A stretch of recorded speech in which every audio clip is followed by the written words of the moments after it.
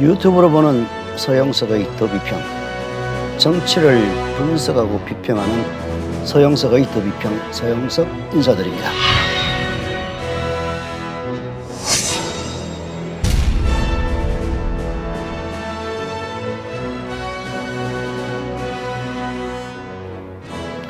오늘은 정치 이야기 세 번째로 언론 자유와 면책 특권에 대해서 얘기해 볼까 합니다.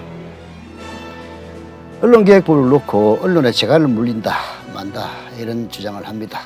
제가 보기에는 말도 안 되는 주장이에요. 언론인들 모두는 아닙니다만 일제시대에도 할 말을 했습니다. 손계정 할배가 베를린 올림픽 마라톤에서 우승했을 때 일장기 말소 사건도 있지 않았습니까?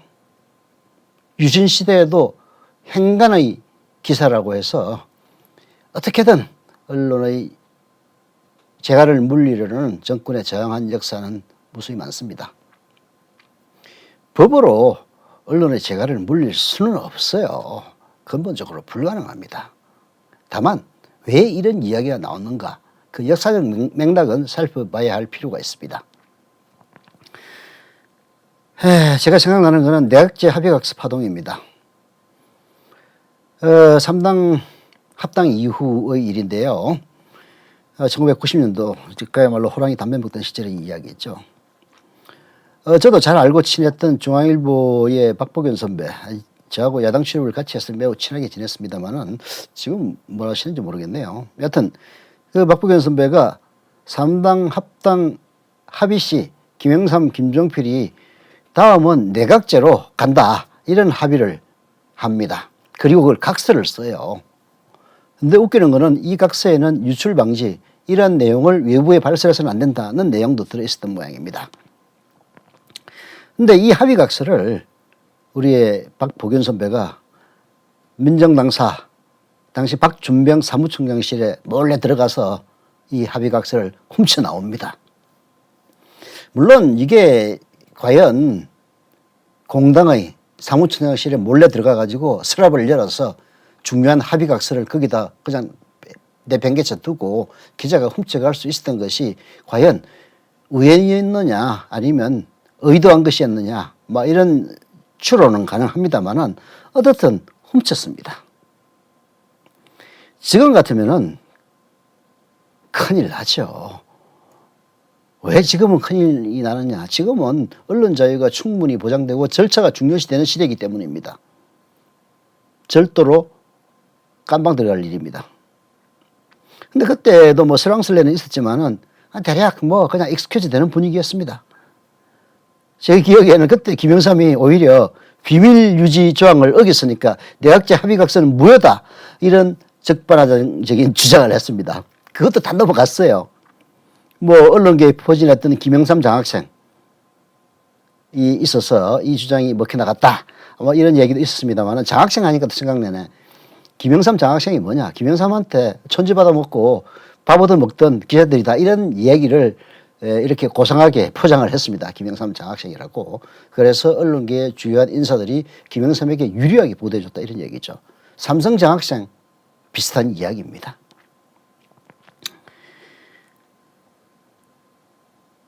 결론을 얘기한다면은 어떻게 익스큐즈가 됐느냐, 그 절도죄가. 그때 노태우가 물태우라는 얘기를 듣긴 했습니다만은 전두환 시대에 엄혹한 언론 환경이 남아 있어서 이런 정권을 상대로는 절도도 무죄다라는 암묵적인 사회적 합의가 있었기 때문에 가능했던 겁니다. 지금은 어떻습니까? 언론 자유가 넘쳐 흘러서 오히려 규제해야 한다는 여론이 높습니다. 언론에 대해서 징벌적 손해배상제가 선진국에서 도입되는 이유는 이제는 언론 자유가 넘쳐 흘러서 오히려 무분별한 보도로 피해를 입는 사람들이 더 많다. 그래서 그런 보도를 자제시키려면 벌금을 물리는 수밖에 없다. 자본주의 시대니까. 그래서 나오는 이야기입니다. 우리도 그렇게 가야죠.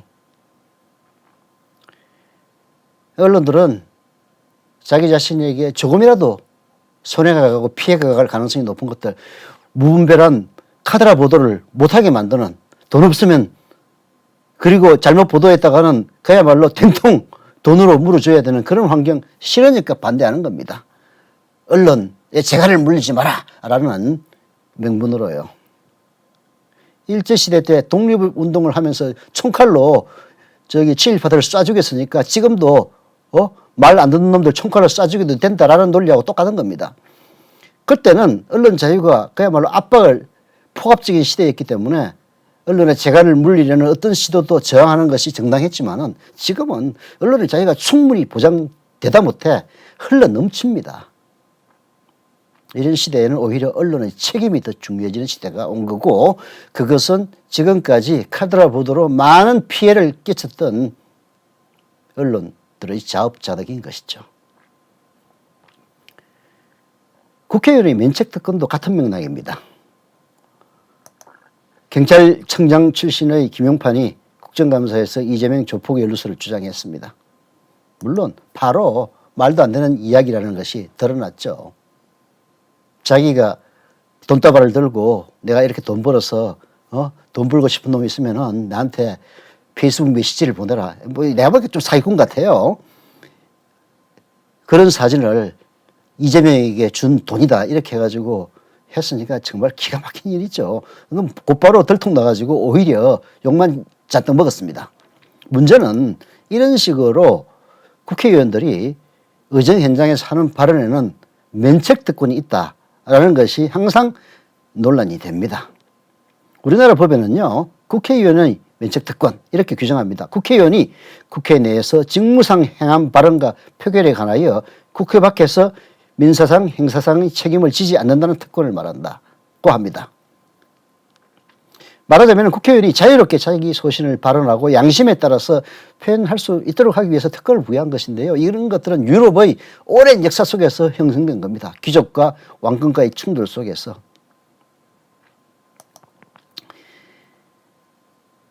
그러나